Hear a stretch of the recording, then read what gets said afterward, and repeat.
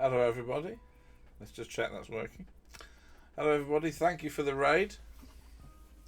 Thank you to Foxy Harley, who has just been playing the still excellent Silent Hill 2, which I believe Foxy is enjoying, which is good because I said it is one of the best 3 games ever, so you know, I kind of tempted fate. Anyway, so we've had it's all gone mad. Hey Ditch, thanks for the resub for 6 months. Foxy, thanks for the resub for 6 months. That's very kind of you.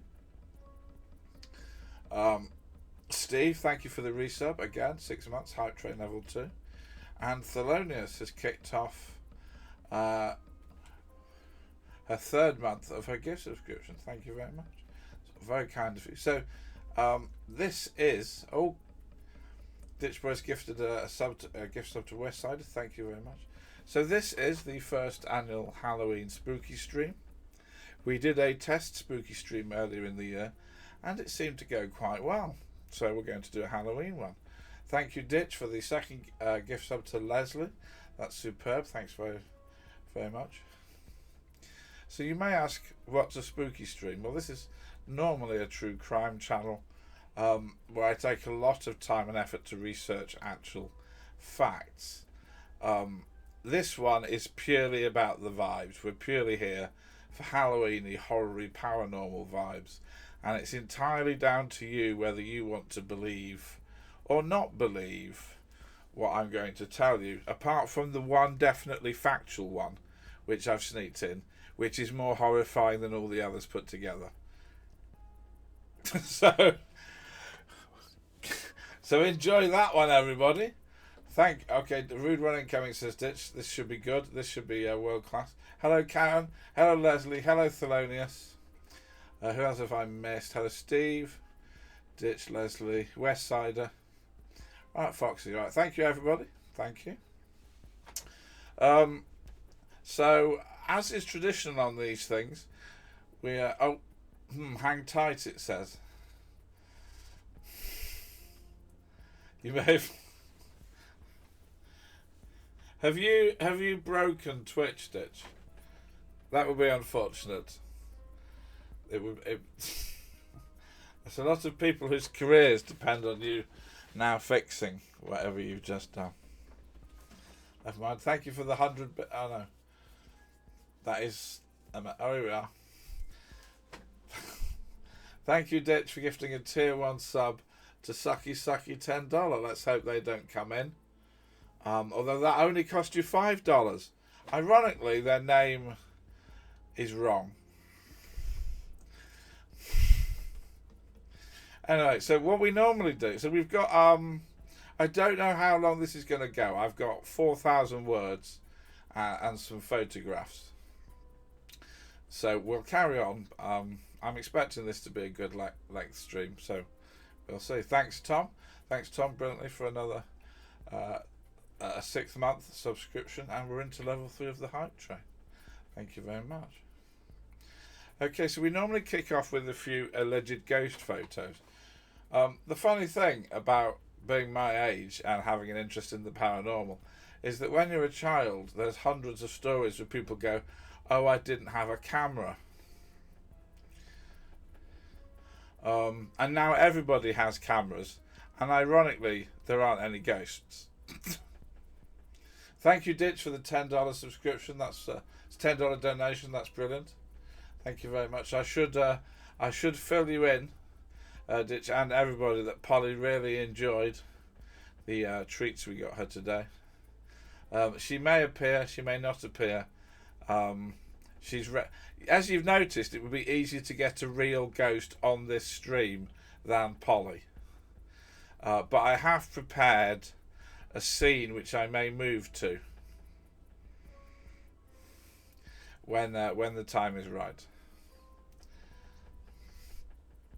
What was I saying? Oh yeah. So we don't really have ghost photos anymore because they're so easy. Like Photoshop, there's just no point in having a ghost photo. Cause you just probably Photoshop. But there are some classics from an earlier era. Although, as Stalin will tell you, that can be faked very easily. Polly even tried nibbling Ditch. She did have a little nibble of Ditch. And a cuddle, lots of cuddles. She got very excited. But she didn't nibble on you like she nibbled on my sandwich yesterday. It was a full-on demolition.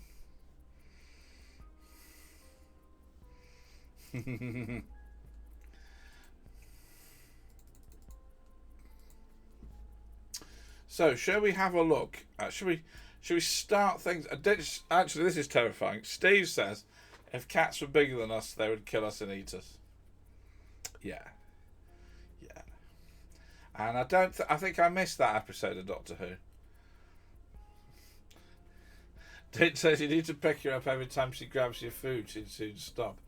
Yeah, that probably, the problem is that I don't do that and I do let her finish. That's probably bad, isn't it? Yeah. She's the boss. She's forgotten about the trips to the vet. Yes, she's forgotten all about the vet. She very much likes Ditch. All is forgiven. Presumably feeling well helped. Like maybe she does associate that. Okay, so we've got 5... yes, they've got one better. They've made us their slaves. Yes, it's like the Matrix. The cats are the computers, and we are all just doing what they want. It says, yes, you are friends with Polly. She's happy to sleep next to you. Yes. Right, so we're going to go with... so this photo is sort of known as the ghost pilot, which kind of gives away what's happening here. Oh, so this is a scene I have that we will bring on when things seem a bit ridiculous. I love that expression. That's how we're in trouble. I did actually, yes. So this photo was taken in 1987 at a British Airfield museum. That is Mrs. Sawyer, who wanted herself a picture of herself in the cockpit. When it was developed, it turned out there was a major problem with this photograph, because when it was taken, there was not a man in the cockpit. But there does appear to be a man in the cockpit. This has been put down to a ghost. Interesting. Thank you for the hype train. That is now finished. Do collect all your level 2 remotes. I expect you've already all got them. So that's... Filoni says she looks like one of her kitties. Yes. So this is kind of a gentle... ghost photo. This was one of the photos from the book Photographs of the Unknown. Yeah. This is the ones I'm going to show today are mostly all classics of the genre, because you can't really rely on anything after about, I don't know, 2010. Now you can just get an app on your phone and create ghost photos, which is a shame, because there were some really macabre classics. Which is my way of linking to the next photograph. This is a subtle one. They had no idea there was a man in the photograph.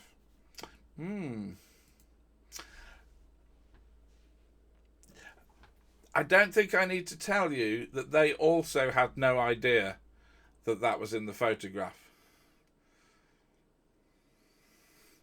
So this was taken in the 1950s, a multi-generational family photo. That when they developed it, yes. Ditch says the greatest trick ghosts ever pulled was convincing us they didn't exist. Yes. So yeah, that's not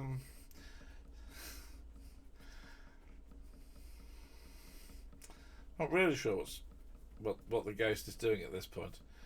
You don't get many ghost photographs where the ghost is completely upside down, and apparently it is the devil. The famous quote, Ditch, is the devil, not ghosts, but it fits with this. There's not many ghost photographs where the ghost appears to be plummeting out of the ceiling.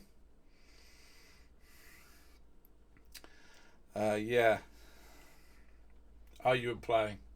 Sorry. So that's yeah.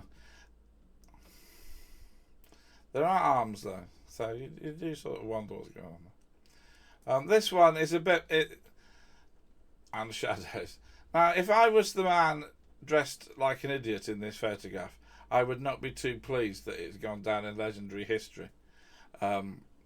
This is the Boot Hill ghost. Ike Canton took this photo of his friend looking like a tit in 1996. All eyes were on the moustache.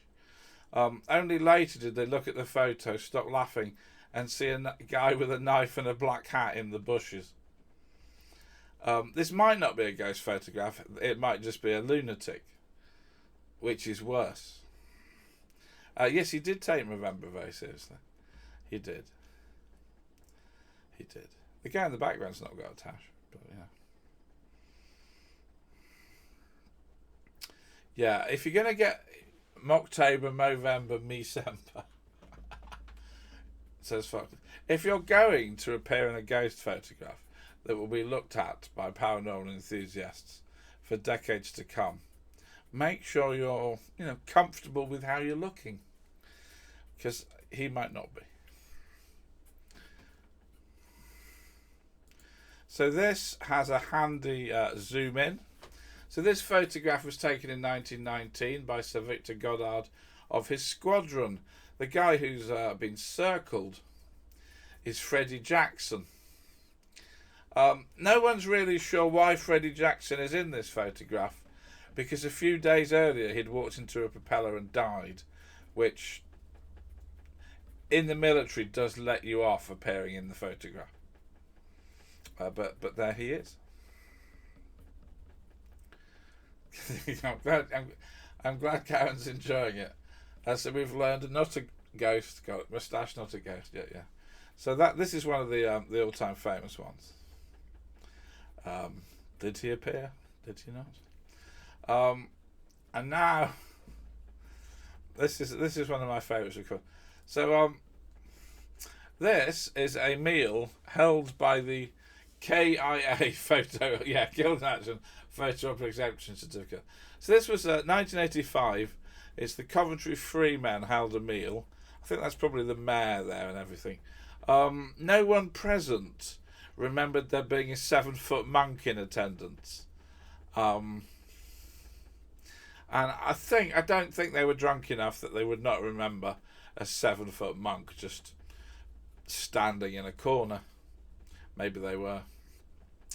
But again, nobody really knows what that is. He was the stripper. Yeah, exactly. I wonder, I do want... That's a business opportunity, isn't it? Sort of gothic and emo Halloween strippers turn up as some horror at your ghost haunt and make it all go mad. People must have ghost stripper. Might work. This is probably a niche category on a certain niche website we won't mention, but and that's today's hors d'oeuvre, the 5 ghost photographs. Would that be the trick of the tree? Exactly. You'll be pleased to know I've actually got enough of these to do another intro for the next spooky stream. I didn't put them all in tonight. So I've got a bit. There's still some absolute classics out there. Yeah, I'll dig out an extra and we can fire that business up. Exactly.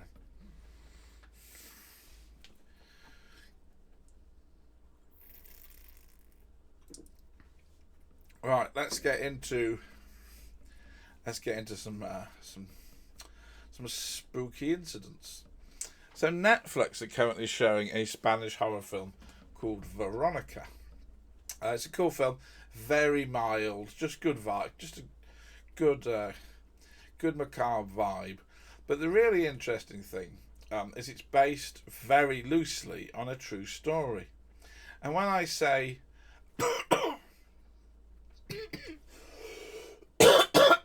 they're just going very mild ? Yes, I thought so.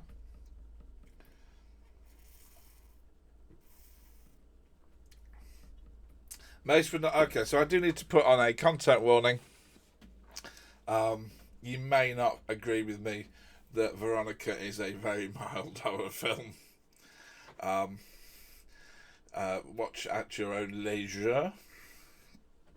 It's very loosely based in the sense that it's not at all based on a real thing that happened. And when I say a real thing that happened, this is the Spanish equivalent in fame of the Amityville Horror.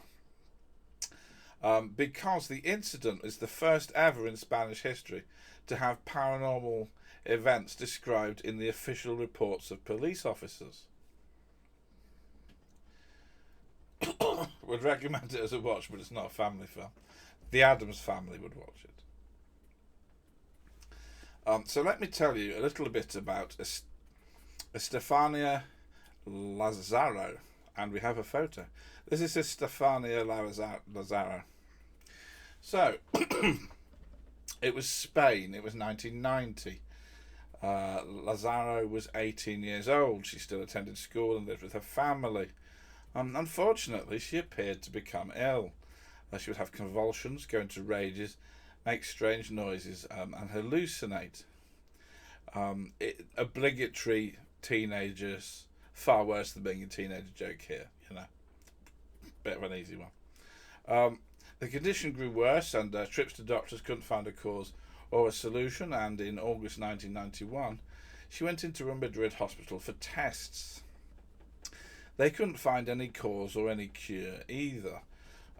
All Stefania could say was she saw a shadow pursuing her, which the doctors didn't really take much notice of. After 3 weeks in hospital of declining health and escalating illness, sadly she passed away. Even then, it was unclear why she died. Medics signed it off as a heart attack. Hello, Sydney. Nice of you to come in. Yes, when the stream returns, it will be about now regularly going forward. We won't be doing midweek ones anymore. We will relocate to around this time. So we shall see what happens tonight. This was not, in the minds of the Lazaro family, the end of their daughter. They began to hear a voice whispering "Mama, Mama," which didn't belong to the family and came from their daughter's rooms, which was empty.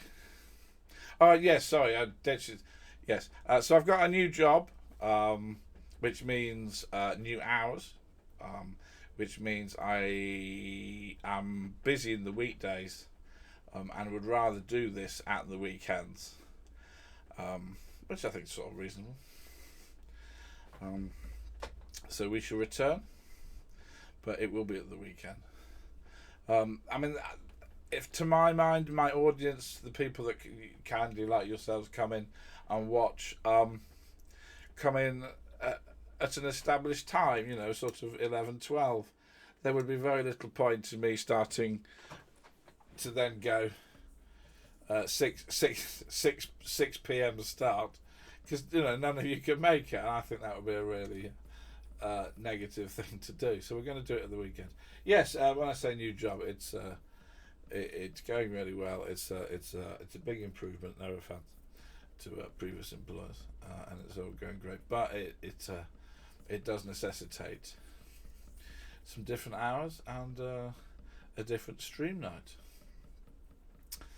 So the family were hearing voices, okay, and then unfortunately the contents of her room kept being thrown around by some sort of unknown force. They would tidy it, it would be thrown around again.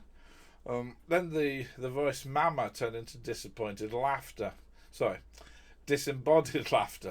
yes, both words work equally fine. Then they started hearing scrapings on the walls, wailing and banging. The family began to feel this was their daughter, but she didn't seem very happy. Steve's just sent through a brilliant message. The devil's work time, 6 p.m. What I've noticed is if you're doing a TV show, a sort of a horror paranormal TV show, the quickest way to show that everything's about to get creepy and goes to hell is have someone look at a clock and it says 666, which is A, impossible, and B, quite an easy way to signify that you're passing through into a different world. In fact, that's one of the when I was learning how to write horror, one of the things I saw a discussion of was you've got to give people a doorway into the other world. You want to start with a world they recognise, and you want to do something subtle, gentle, unusual that leads them in. You don't just whack them over the head with Cthulhu, you know. And I think the example they used was you're driving along, you get to a toll road, you put your change in, and you're given a coin back, and the coin is like nothing you've ever seen and has these weird, almost occult symbols on, and that is a gentle transition, and from then you can escalate into another world. But people need this moment of transition. That's just what I was. That's what I heard. If anyone wants to write horror stories, that is apparently part of the theory. Bit of a sidetrack, but you know, don't just throw this stuff together. So the family had been wondering what had happened to their daughter, obviously, and had never had any answers. And then they had a look through her room, and they noticed she'd been reading books about the paranormal, which began to. And then the ghost, they began to think this was their daughter, but why was she unhappy? And then, bit late, very late, someone from her school came to visit them.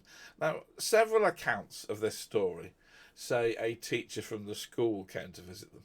This is true, but it is missing the full vibes effect that it was a school full of nuns. So a nun came to visit them and said she'd caught Estefania and her friends behind the school using a Ouija board. One of the girls' boyfriends had died in a motorbike crash, and Estefania thought they could use the Ouija board to talk to him. The nun smashed up the board and gave the girls a telling off. In some accounts, that's it. In other accounts of this, the girls said the planchette had shattered as they were using it, and smoke had gone into Estefania. Either way, shortly after this, Estefania had started to decline. There is a general theory that if you are talking to something on a Ouija board, smashing it up halfway through and wandering off is the worst thing you can do, because you've got to sort of close it and say goodbye and all of that sort of stuff. So you can see how this all plays in. So we're blaming the nun, basically. Anyway, all is well and good, but this wasn't helping the family. They reached the point where they had to push sofas in front of doors to stop them banging in the night. It did no good. The sofas were smashed out of the way. One day, a photo of Estefania fell to the floor and caught fire. Then the family started to see things moving in the dark.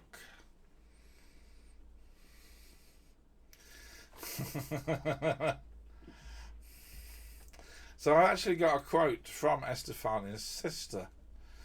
We heard a whistling sound like another night's, and then a groan near the door. We were so scared we were frozen. It was then we noticed something on the floor as the light from the street lights would enter our bedroom and light it up. It was the shape of a man crawling, dragging itself along the floor. He had a black head, no eyes, no mouth, nothing. It was crawling towards us, and we started to scream.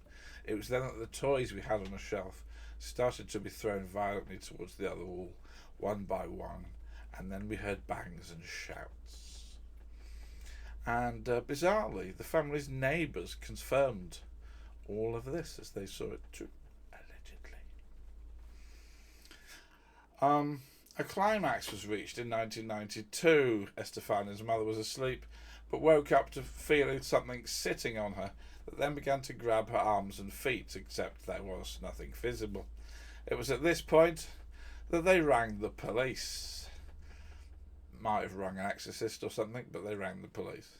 They arrived at 2:40 a.m. 5 officers, including the Chief Inspector of the National Police, Jose Pedro, and Officer Negri. They saw doors opening and closing. And the police record, Thelena says, sounds like my house every night.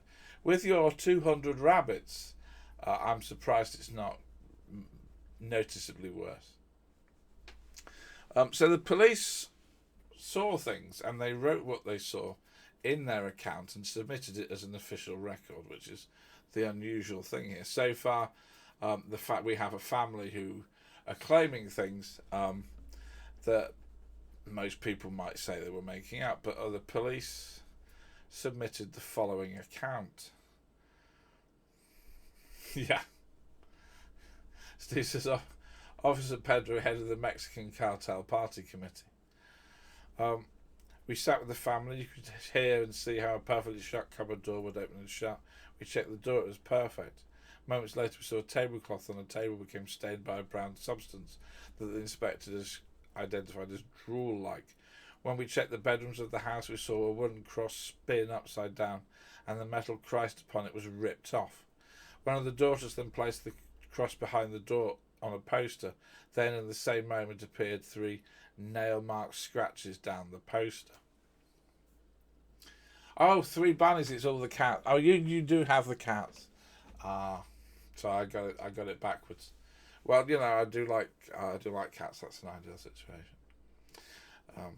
Officer Negri did an interview on TV shortly after. He said Estefania had a small bedroom with twin beds. The father told us that sometimes when he and his little son were sitting on the bed, his son was picked up and thrown onto the other bed. I sat down in the same bedroom to see if anything would happen.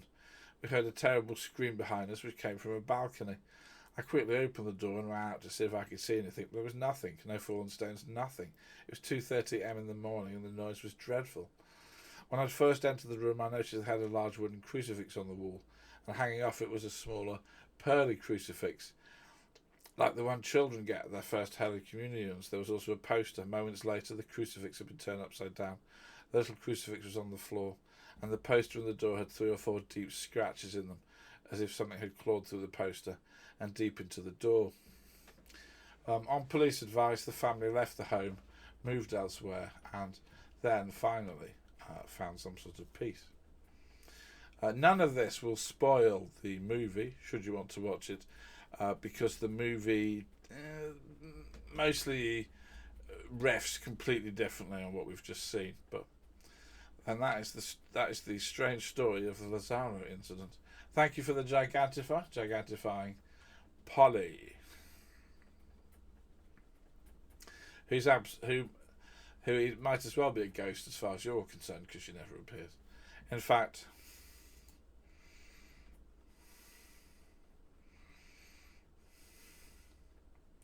right, we'll leave that on as we get to the next part of the story. So I'd like to talk to you about the Hammersmith ghost murder. This isn't a paranormal story. This is a genuine true crime case, but it does involve ghosts and murder, so I figured we might as well do it tonight.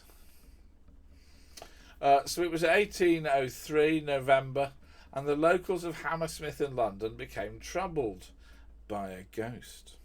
An apparition was seen, tall and dressed in all white, sometimes with horns and other times with an eyeglass.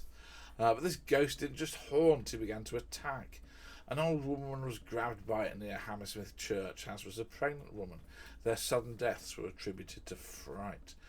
Sadly, Ditch, there are no medical students. I should have done a medical student section. Remind me next time. A brewer's servant, Thomas Groom, was walking in the churchyard at night when the ghost appeared, and they all scuffled. Panic set in. The locals emerged a theory in 1802. A man who'd committed suicide and cut his throat had been buried there, and it was believed he was not at peace. There were no police around at this time, so some of the locals decided they weren't putting up with this nonsense and formed armed groups to go ghost hunting.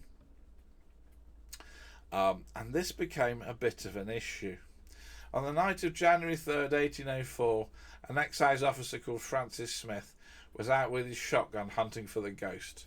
Just after 11 p.m, Smith was surprised by a white figure, so he shot it.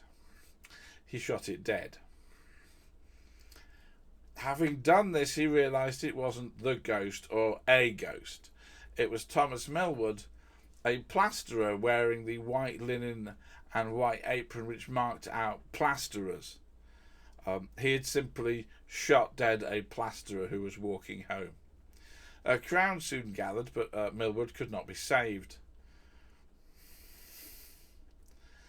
No medical students, no... I have no idea what that is, to be honest, Thernius. I'm just going to go with peanut. No medical students, no peanuts. Anyway. Millwood had just been walking home from seeing his family, who had actually told him, should you go walking around in a white outfit, somebody might think you're a ghost. So Smith was placed on trial for murder. And the case... male appendage. I see. Okay, fair enough. Smith was put on trial, and the case was all about, do you have the right to shoot someone you believed was a threat, even when they weren't a threat, and they weren't even the thing you thought was threatening? Witnesses claimed Smith had said, "Damn you, who are you and what do you want? I'll shoot you if you don't speak." But those same witnesses said he then shot immediately before any opportunity to reply had happened. The jury wanted to convict him for manslaughter, but the judge coerced them and would only accept innocent or guilty of murder. The judge said he hadn't shot Smith in self-defence or by accident. He just shot out to shoot anything white. And that even if he had shot a man pretending to be a ghost, he'd still be guilty of murder, because scaring people was simply punished by a fine. So Smith was sentenced to be hung and then dissected. But the king commuted this to 1 year's hard labour. Now at this point you may be wondering, what became of the Hammersmith ghost? Well, a rather nervous man came forward to say it was him. It was an old shoemaker called John Graham. His apprentices had been scaring his children with ghost stories, so Graham thought the best thing to do would be to scare them by dressing up with a white sheet and pretending to be a ghost. There is no evidence he had any form of punishment for this, but he had, somewhat inadvertently, led to someone being murdered.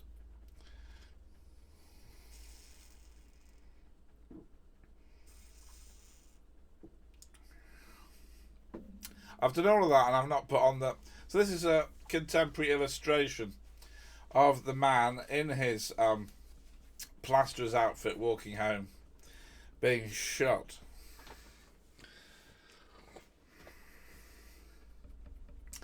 As you can see, he is carrying his plastering stuff behind him.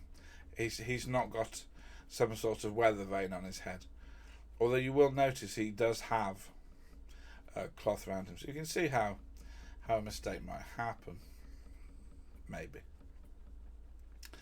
I hope we're all enjoying this.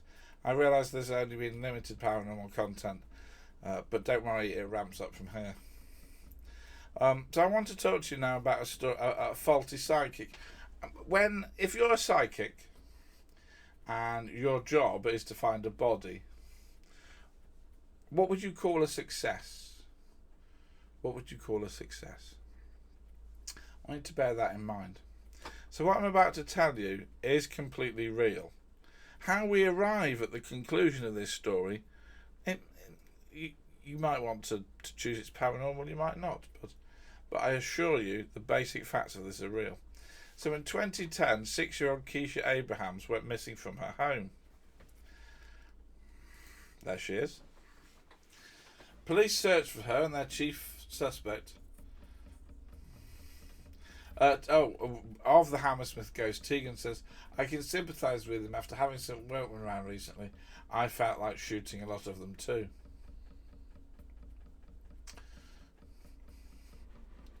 I mean, we've all been there. Anyway, so their chief suspect was the stepfather, who had already triggered a visit to the home because of his violence against Keisha. Enter into the story Cheryl Carroll Largaway, who billed herself as an Aboriginal elder. 16 days after Keisha disappeared, Cheryl had a dream about the missing girl. Cheryl believed the dream told her that Keisha had died and the body was in a natural reserve. Not only that, but where in the reserve the body was buried. Cheryl therefore got up, got a friend, went to the reserve, travelled straight to the target spot and found a body. No head, no limbs, wrapped in plastic. Case closed. It was the wrong body. Somehow, Cheryl had managed to directly find the corpse of somebody else.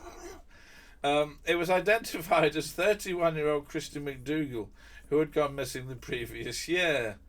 A man was charged with her murder, the police alleging Christy was a drug dealer who refused to sell to this man when he couldn't pay, so he killed her. But during a trial, he was found not guilty. Meanwhile, sadly, Keisha had been murdered and her body was found in the bush, not by any psychic means, and her mother was given a 16-year minimum sentence for her murder. So, I mean, is that successful psychic powers, or is that's a bit terrible, really, isn't it? I mean, they did solve a murder.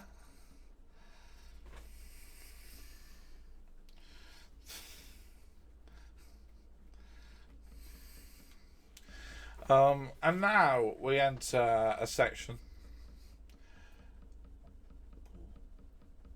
Yeah. Thelonious says she's seen this child before.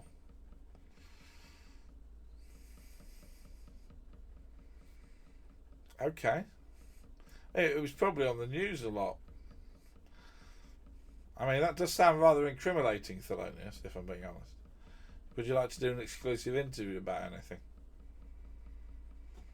Anyway, we've got a section here now about people who solved their own murders. Okay.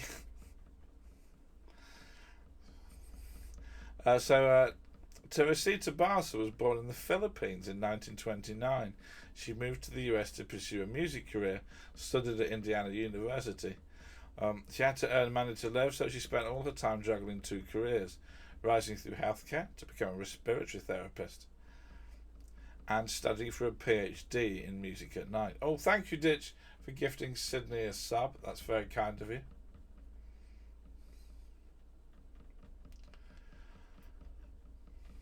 On February 1st, 1977, the fire service was called to Bass's apartment building. They discovered someone had set a room ablaze, and with that, they discovered her naked corpse, the knife which killed her still sticking out of her chest. Police couldn't find many clues. They first pondered if it was a burglary gone awry, and then they found several references to a mysterious male friend called A.S., but the leads failed and the case went dead. It was destined to forevermore be unsolved. And Bassa decided she was going to have to do all this herself. She had a friend, Mrs. Chua, the wife of a surgeon. She started seeing Bassa in her dreams. The husband put this down to grief. After 6 months of dreams, Bassa took this to the next level. She possessed Mrs. Chua. The latter was asleep when her husband heard a strange noise, went to check on her, and discovered his wife saying, "Doctor, I need your help. The man who murdered me is still at large." "Who are you?" he asked. "I am Teresita Barca," he replied. She told the doctor she had been killed by Alan Showery.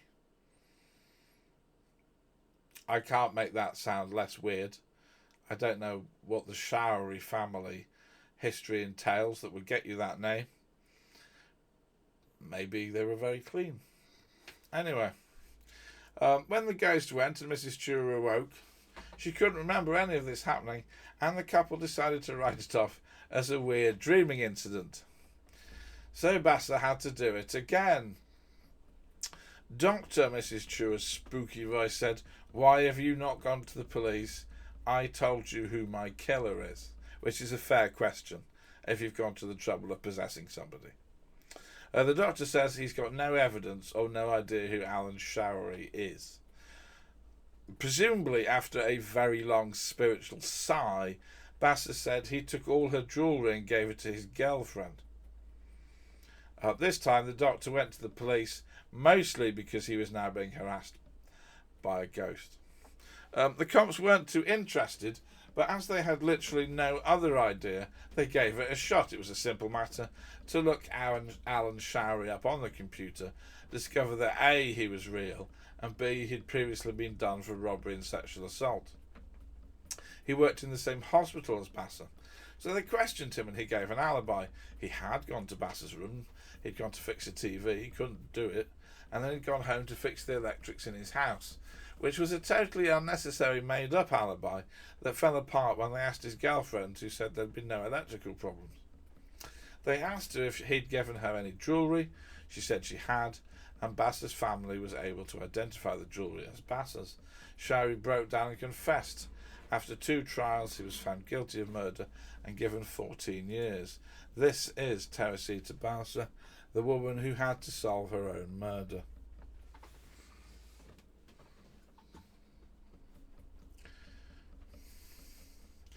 We'll pause there for a bit of reflection. How is this going as you'd hoped? I don't know. This isn't, apart from one thing, a hugely bloodthirsty, gory thing. We're just doing paranormal, really, rather than grand guignol horror. But that is quite spooky. Cool. Well, don't worry, we've got another woman who had to solve her own murder. I'd like to introduce you to the fantastically named Elva Zona Hester Shue, known to everybody as Zona. Yep, she had a hipster modern name in the late 1890s. She was born in the late 1800s. She lived in Greenbrier County, West Virginia. In October 1896, she made the terrible decision of falling in love with a blacksmith and immediately married him. Unfortunately, in January 1897, she died and was buried. Her death certificate listed childbirth. Now, if you're good at maths, you'll know something odd is going on at this point. And the locals gossip that childbirth had nothing to do with it. Nonetheless, there were no leads and her death was put in the past. She drank fermented milk and hated all music other than the Fratellis. Yes, exactly. I mean, she's dressed... I did say hipster, but she's dressed pretty goth there, really. Oh, actually, that is totally Black Parade, isn't it? That's totally My Chemical Romance, that outfit. Anyway, nothing happened until one night Zona's mother woke with a start and found Zona standing over her. Zona said she'd been murdered by her husband. Zona, her mother, when she had recovered, went straight to the local prosecutor and asked him to look into the details of her death. It took nearly half a day to persuade the prosecutor to do something, and he rang up the doctor and said, "You had done a full examination of her body, hadn't you?" He hadn't. So they dug the body up and discovered that rather than dying of childbirth, this childbirth appeared to have broken her neck, crushed her windpipe, and left finger marks round her throat. She'd been throttled to death. The blacksmith, Zona's husband, Erasmus Shue, was arrested. It was at this point they discovered he'd been married twice before. His first wife had fled, claiming he was vicious, and the second had died mysteriously. At the trial, Shue's defence tried to make out that Zona's mother and the ghost was just insanity, but the jury found him guilty of murder and he was given life, and he died in prison during an outbreak of disease.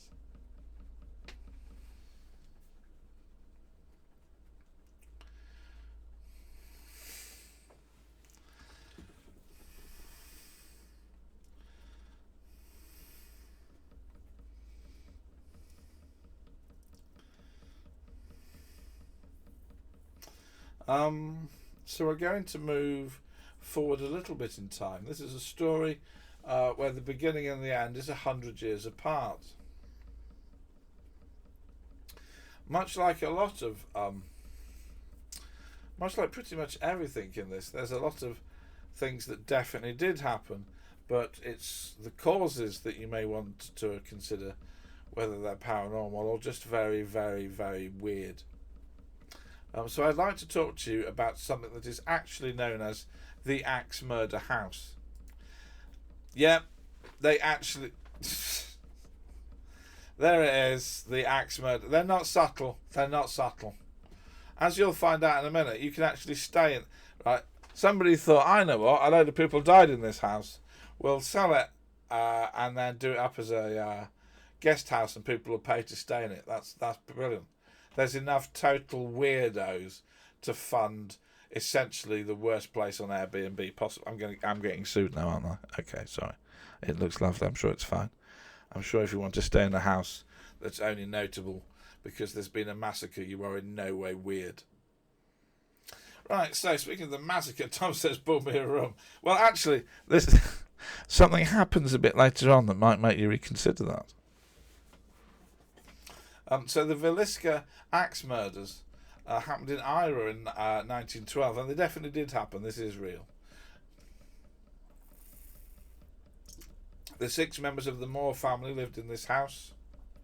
Parents Josiah and Sarah, and 4 children. They were well off and well liked. On the 9th of June, 2 of the children's friends were staying over. Unfortunately, the next morning, none of the 8 appeared. The neighbour checked and discovered the door was still locked. She told Josiah's brother, who used his key, went in and found all 8 of them had been murdered with an axe that was now lying on the floor. There were cigarette butts in the attic, and police concluded the killer had gained entry during the day and waited in the attic for their moment, emerging when they were all asleep. Because I love a running theme, and this is the running theme. All had died in their sleep except for Lena, who was one of the guests and who had fought back. For reasons nobody has ever been able to explain, a 4-pound chunk of bacon had been taken from the icebox and laid next to the axe. Over time there were many suspects, but the main one was Reverend George Kelly. He was fascinated by the case but deeply mentally ill, claiming to have done it. He stood trial twice, but was found not guilty. The jury believed he was just bonkers. In the end, the case was unsolved. These days they'd pull the house down. They did not. It's continued on, and in the 1990s a pair of historians with an eye on making a packet fully restored it to its 1912 state, and you can now pay $500 a night to stay in the scene of a real massacre. It is, of course, one of the allegedly most haunted buildings in the US. Over the last 100 years, people in the house have reported hearing the disembodied screams of children and the ghost of a man with an axe walking through it. Really, that's all conjecture. But something happened, something real and very, very creepy happened. In November 2014, a group was taking advantage of the ability to sleep in the house, and they were there on a fun ghost hunt. They included Robert Larson, 37, a man whose life and behaviour gave no insight into what would happen that night. At 12:45 a.m, the same time it is believed the murders occurred 102 years earlier, Larson took a knife and stabbed himself in the chest with it. His friends reacted quickly. He was taken to hospital and he survived. He has never spoken publicly to anybody about why he suddenly tried to kill himself at that time in that location. So yeah, if you want to spend $500 to go into a house where you may just try and off yourself randomly, knock yourself out. Obviously, I should point out the owners of the house don't like to play that part of the story up. The axe murder part, that's fine. The possessed suicide, that's not fine. Can I get sued over this? We'll see, won't we?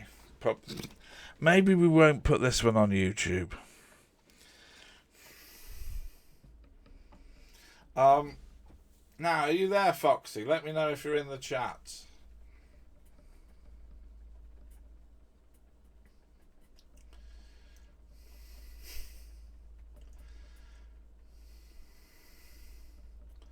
Yeah, Tegan says, disclaimer, residents kill themselves at their own risk.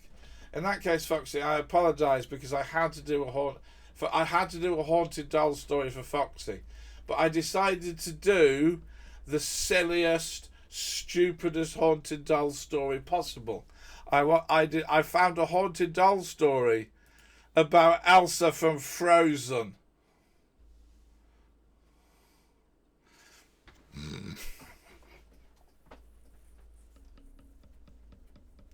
Yes. So most haunted dolls have the decency to look creepy, porcelain creations with unnatural faces, like an alien badly mimicking a child. But normal dolls can be haunted too. Mate, let it go. Yeah, exactly. On Christmas Day 2013, a young girl in Houston, name withheld due to privacy issues, received this Frozen toy doll. It's not a special doll. It's not a weird doll. It's one of probably millions. You press a button and it says famous phrases and sings "Let It Go." Unbelievably, the family weren't sick of it by Boxing Day, and the doll became a much loved and much used part of this girl's life. Until 2 years later, when the doll, which had only ever said things in English, started saying things in Spanish. They hadn't changed the batteries. It just decided to randomly flip between English and Spanish. And then it started speaking without you even pressing the button. Now, this is, without the tabloid hysteria, not weird or paranormal. The chip probably has all the languages on. It was probably just malfunctioning. Nonetheless, the family were unsettled, and the mother threw it in the rubbish, and the doll was taken away. Problem solved. Until a few weeks later, when the family came to find it sat in their living room. And now it only spoke Spanish. Unhappy and accusing their children of a cruel prank, the parents double-bagged the doll and personally supervised the bin men carrying it away. You can guess what happens next. Yeah, the doll turns up again. Foxy says, house up for sale, moving out. Now absolutely horrified. I've written here, the family decided on stronger action. Well, my idea of stronger action would be to immolate it in some sort of Viking funeral service. All they did was post it to a trucker they knew in Minnesota, who zip-tied it onto the front of his truck, where it stayed. It is still on the truck as he drives around. It has not mysteriously returned home. Chat just seemed to agree that killing it with fire would have been the best option at this point.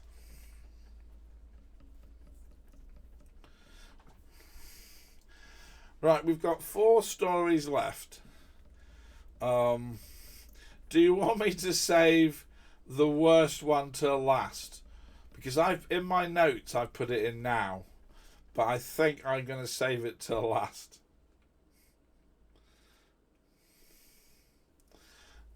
Here's Spanish phrases from Frozen. Oh, the bin men are here.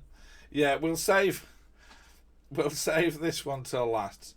I'm actually going to physically move it in my notes because I will forget and be an idiot and remember it 10 minutes after the stream ended. Okay. Well, would we like a touch of class? Would we like a touch of class? I think we should have a touch of class, which is why we have this photograph. So what do I mean by a touch of class? Country Life magazine, the magazine for somewhat well-to-do people who live in the country, over the years have had a lot of letters in about paranormal events. And I would like to read you a letter sent in on February 27th, published on February 27th, 1942, from somebody from Surrey about a paranormal event that happened to them. Mostly because I didn't have to rewrite this to be in. It's already there, but it is quite a good one. In Scotland last year, while walking through an ancient forest with my husband, we took a shortcut through the wild glen and intended to walk down the banks of the Fillen to Crealric. That what you're seeing is Crealric. As we entered, my husband. Oh no, sorry, I've missed a sentence. We came to an open space, flat and treeless and full of sun haze. As we entered, my husband remarked, "I don't like this place, it's too old and dead." I was about to reply that I felt it only peaceful, but I suddenly had the sensation of depression, almost amounting to helplessness. What I saw was more of a feeling, as if all about me was snow, under a leaden sky, and behind me there were people, and their eyes were without hope. My husband saw that I was oddly frightened, and so we left for Crealric. We told them at the hotel that we'd felt spooky at one place in the forest. The late Mr. Alistair Stewart said, "Oh yes, that would be where a whole village was lost in the snow and they all starved to death. That'll do it. We are both Celtic, but neither of us is in the least psychic. One thing I do know is that even if I was chased by Hitler and his grisly gang, I would not enter that forest again." I presume this is how all letters ended in the early 40s. I presume, we get a lot of references to that. But I just thought it was a nice, because we've all seen. What's that? I thought I don't need to write the name of this down. I'll remember the film. There's a film where people find themselves in a village in like the Scottish Glens, very famous. But there's loads of stories. So in my reading on the panels over this, the idea of time slipping into different villages is incredibly common. This one, of course, is kind of the opposite. The psychic stain on the landscape from a terrible event. And I wanted to put this in because Fox is playing Silent Hill 2, and the idea of psychic stains on the landscape is my apology for mentioning the Frozen doll.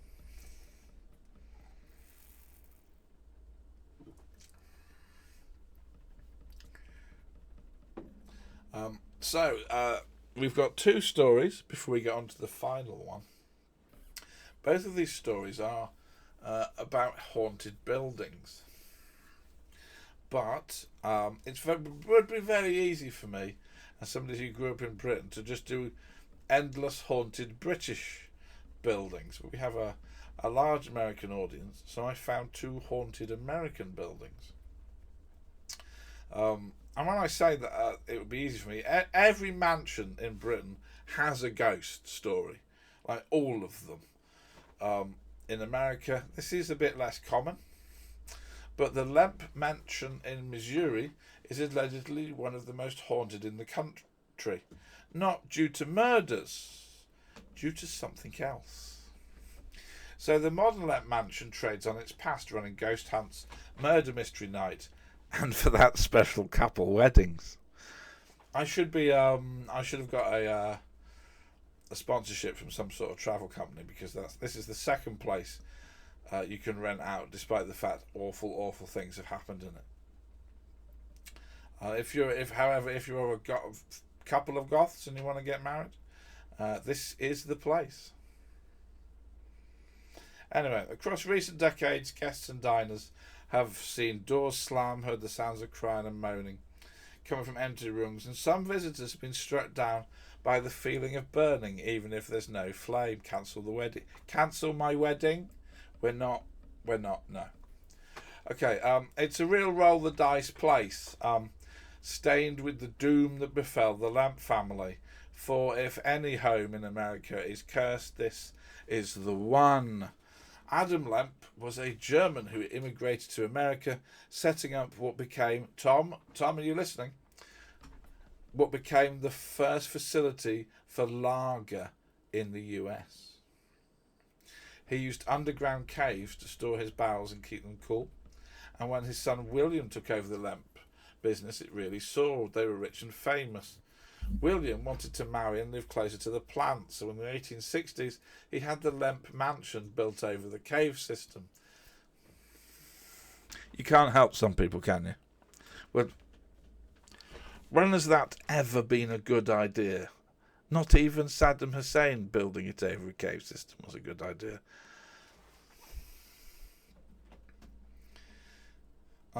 Things went well until we passed into the 1900s, when the family and the house fell into a deep struggle, a deep mental and spiritual struggle. This is all true. William killed himself in the house in 1904 when his favourite son died of TB. His wife passed in the house a few years later from cancer. The couple's youngest daughter died from an unknown malady. A few years later, William Lemp Jr. shot himself in the same room his dad died. In 1949, Charles Lemp was living in the house when he shot himself and his dog. At this point, the surviving Lemp child, Edwin, thought, sod this, sold the house and left, and lived. And now you can stay the night, because what I've just read out really makes you want to stay the night there, doesn't it?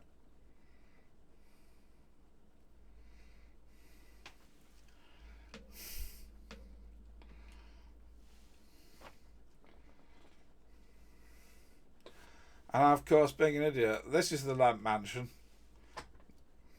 You too can shoot yourself in it, I guess. Pretty much the vibe. Sign me up. Right, we're all going. When I win the lottery, we'll just rent it for the weekend. We'd love to read the reviews. Oh, Tegan, I should have got the reviews on the Axe Murder House or this. Right, this is on me. I have completely erred in my role as a content creator and storyteller. I did not think of getting the review. Oh God. Hang on. Let me let's see if we can go rogue.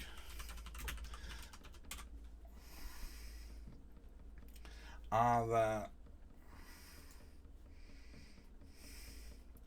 Right, I have just looked up the Valeska Axe Murder House on TripAdvisor. Let's see if there's any fantastically obtuse comments. The guide acted like a teenager who hated her job. That's probably because she does. Oh, this is good. You can rent EMF meters or bring your own. It's like going to an Indian restaurant, isn't it? We're like, oh, you can't bring any wine in without paying the corkage fee. Oh, I've got my own EMF meter. That'll be an extra $5, sir.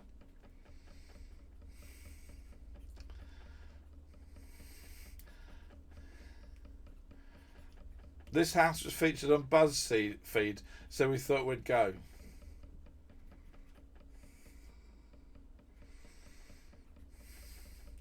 Right, now, they're complaining about the access, which I understand is a problem, but the whole point is it was a house built in 1912 where a load of people died. Right. It's not. Oh, this is good. Lots of activity. I admit I'm a little. Lots of activity for those willing to put in the effort to contact the spirits. All 6 of us experience different things, which happen with multiple people experiencing the same thing at once. Video recordings as well. Touch, voice, furniture, music, oars. We got it all.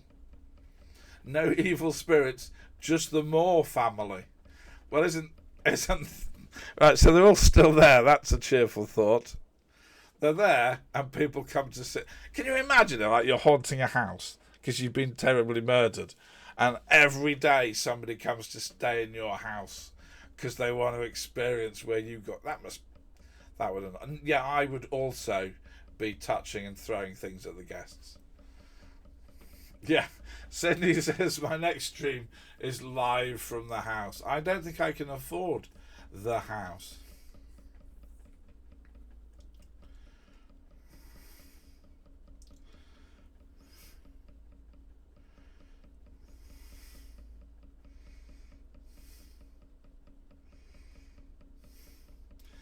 There's a lot of very low stars, vastly rude customer service.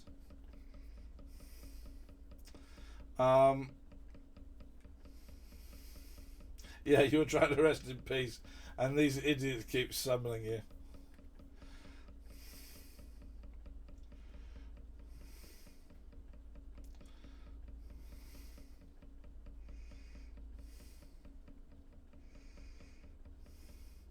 Oh, apparently, this one says it's $10 to get in.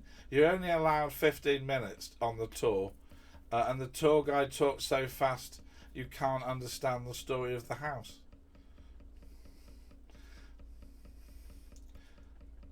But if you, hopefully, I did a better job, or you can leave a review on TripAdvisor.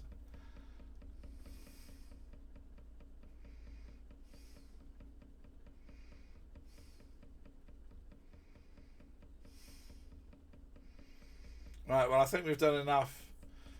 No one's really trolled TripAdvisor with a fantastic obtuse review. They're all being quite serious.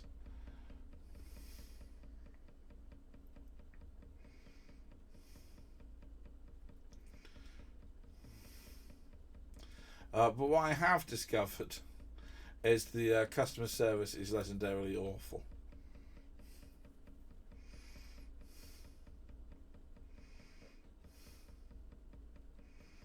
Okay, well, I think we'll leave it there and get.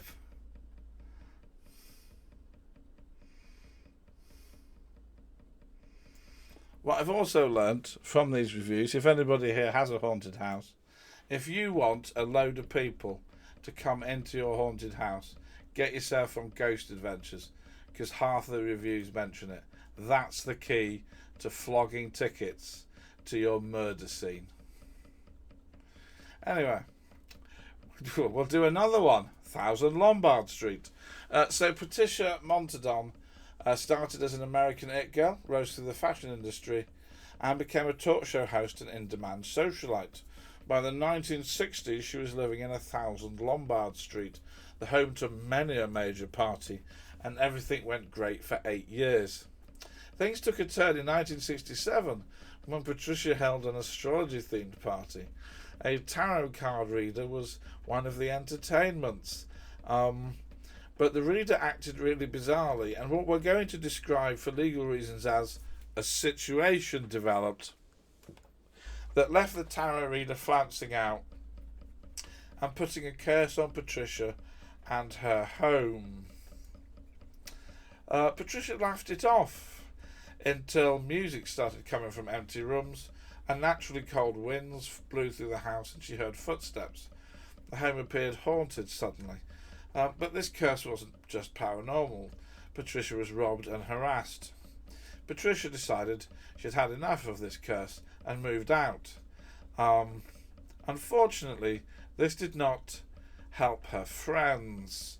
A fire at the apartment triggered a murder investigation, and then one by one, 3 of Patricia's closest friends stayed at the flat and died suddenly. Patricia was convinced this was a paranormal case and took the steps to break ties. That done, she published the 1975 book The Intruders, all about it. There are still ongoing attempts to film it.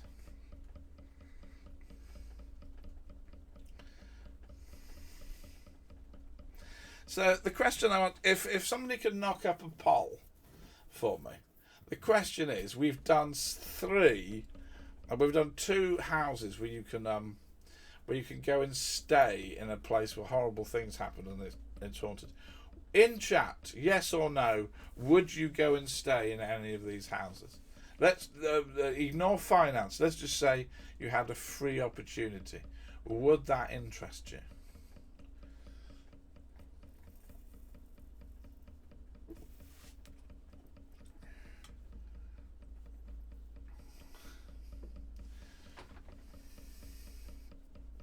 Foxy, yes. T-Gun, hell yeah. Steve, yes. Tom Hansen, yes. Excellent. This is excellent. This is what I wanted to hear. I guess that's why you're watching Paranormal. Ditch, I think so, yes. Yes, yes. Steve says he'd dress up as a blood-soaked nurse and scare Foxy. Thelonious, yes. Hang on, if you've got the blood-soaked nurse, Steve, does that mean I have to dress up as Elsa from Frozen? Because I think we ought to have discussed this beforehand and at least tossed a coin.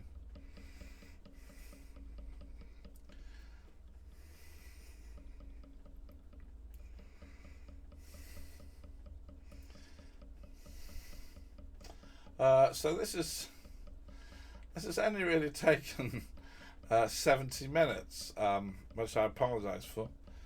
Can we invite Adam? We certainly can. And I've got one more story left, although it is the best. By which I mean it's horrible.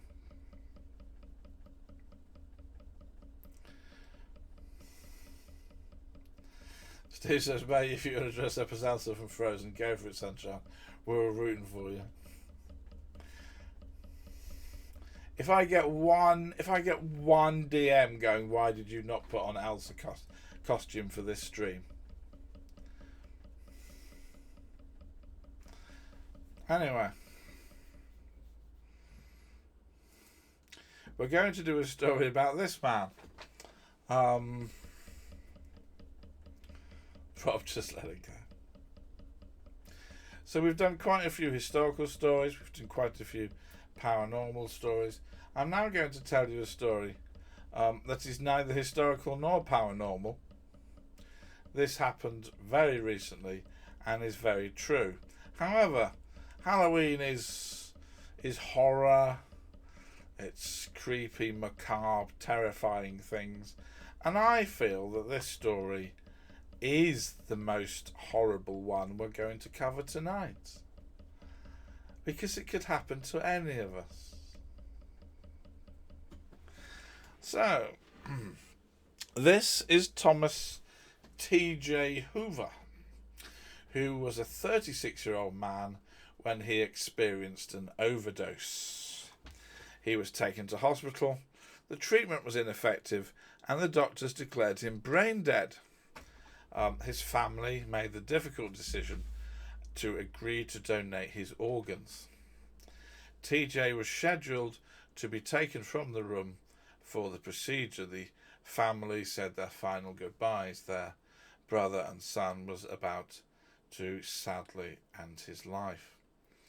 As he was taken out of the room in a chair to go to the operating room, the family noticed that TJ had opened his eyes and was looking around. Querying this, the doctor said this was just a routine reflex. TJ was wheeled to the operating table, and when placed on it, he began thrashing around. Doctors said this was routine and the body needed to be sedated before they cut him open to remove the organs. Some of the staff working on this harvest became increasingly unhappy with what was happening and then realised that he was actually crying.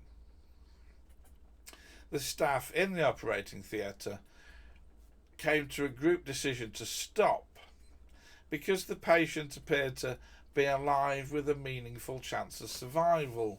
They told their supervisor, and the supervisor said the harvesting was going ahead, and if you won't do it, we'll find a doctor willing to do it. All hell kicked off. After a battle, the harvesting was cancelled. Multiple members of staff immediately quit and had to have therapy for what they nearly saw happen. One of the staff has now become a whistleblower for the abuse of donors.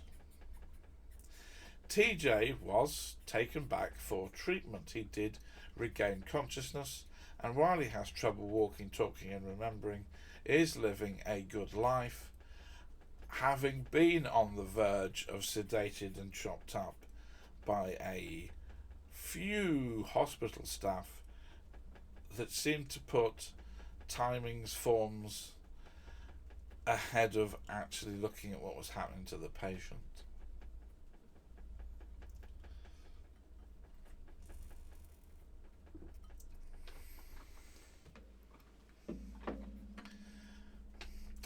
Now, when this hit the news on Wednesday, I believe it was Wednesday, an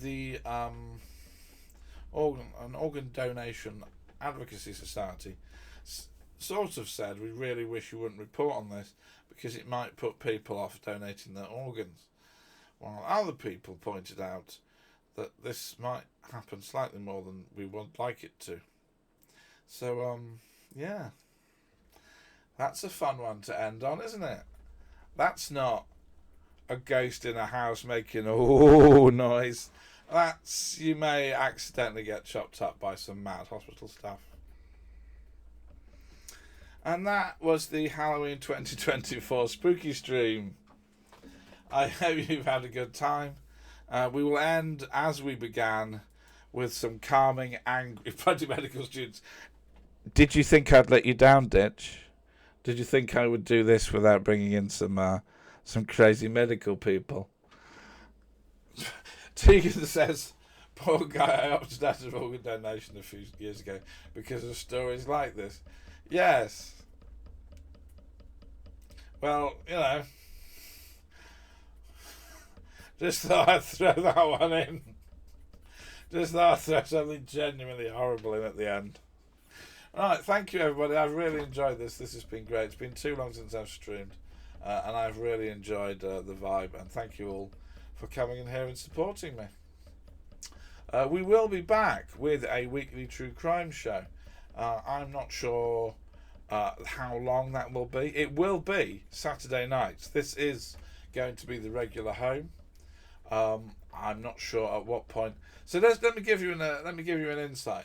So to do my 90-minute true crime show, this requires about 15 hours work of researching and writing. So as you can see, when you've started a new job and you are learning the new job, you don't necessarily want to spend 15 hours researching and writing something else. But when I'm more established, we will be coming back. And don't worry, the list of fascinating crimes is growing all the time that I have. So don't worry, we're not short of material. We will be back. So hopefully sooner rather than later. But thank you very much. This is really enjoyed this tonight. I mean, I hope you have too. Here's Polly. We didn't see Polly. I sent a few of my friends a photo, and it was a load of stuff on the floor. This stuff hadn't been on the floor when I went to bed, and I captioned it, "The Poltergeist has been busy." But she's not come in to stream. I have a media shy cat. What will happen is I will stop recording and she will be in two things long. How is the Ripper book coming along? It is coming along because I am stupidly adamant I'm going to approach it with my historian's training. It is progressing slower than that. I mean, I could release it now, but that's not what I want to do, and it is not what I would be pleased with or proud of. So it's slowly coming along. We shall see.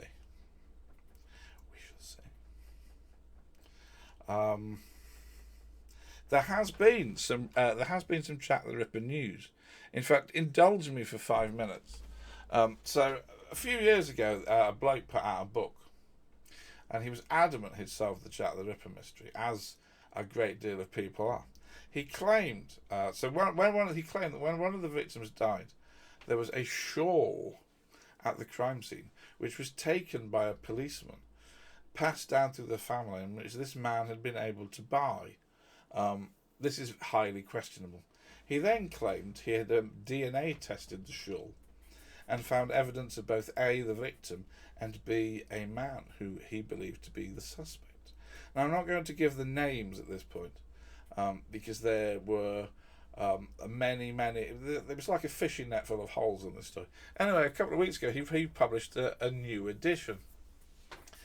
He's even more adamant he has solved the mystery of Jack the Ripper via DNA. He's managed to get hold of descendants and relatives, and I feel if he'd stopped there, it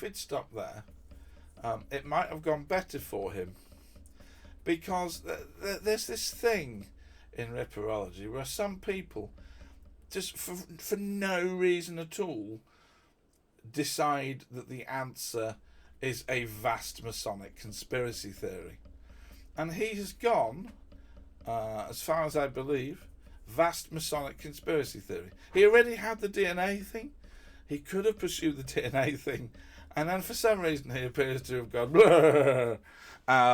because that is an actual technical expression, and I don't know why. I will be reading this as part of my research. I'm trying to read quite a lot. I mean, quite a lot as part of my research, even mad, rubbish, terrible things, because I think even they tell us something about the culture around it. But yeah, I was just reading the review going, why? Let's just why? So obviously he's completely discredited himself as a lunatic, which is a shame. Right. Sorry, Thelonious, that's not what you asked. Right, we will now try and find a raid. Before I go and look, does anybody have any suggestions? Literally anything. Craft, animals, DJs, gaming, I don't mind. Does anyone have any mates on? Does anyone have anything that would be a good idea? Otherwise I will have a look at my follows and see what we can do.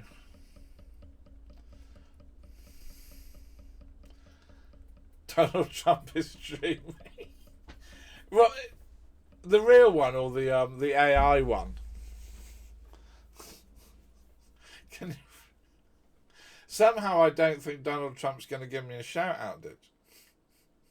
That will be funny, wouldn't it? I wouldn't do that. I feel like I feel like politics will avoid. Is he playing a game? I presume it's a speech, because I remember that like a few years ago, AOC came on and played Among Us.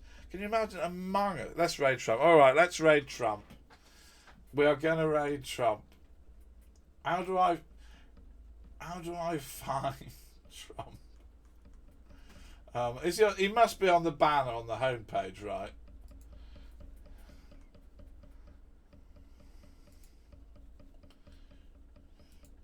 Do I know how to operate Twitch?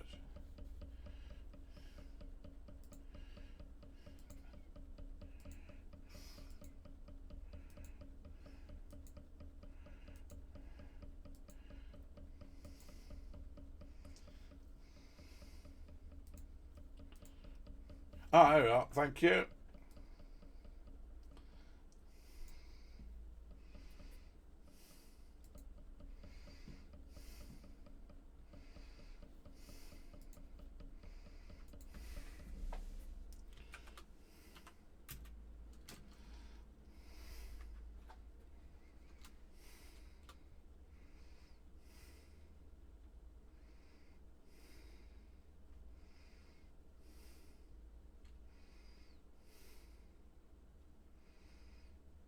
Quite remember how to do this. Yes. If that raid call is about harmonic, whatever it is, hang on, I've got to work it out to him. I can't remember how to do a raid now.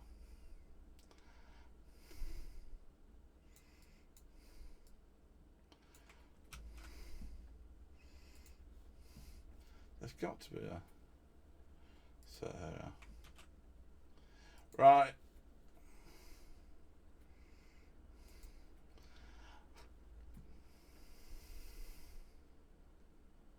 Right, everybody, thank you for a really, really enjoyable stream. We will now, purely for the lols, raid into Donald Trump. This is not a political statement. This is just for the fun of having raided Donald Trump. Oh my God. We will not be getting shout outs. You do not necessarily need to stick in a raid command. Right, thank you, everybody. Let the absolute insanity commence.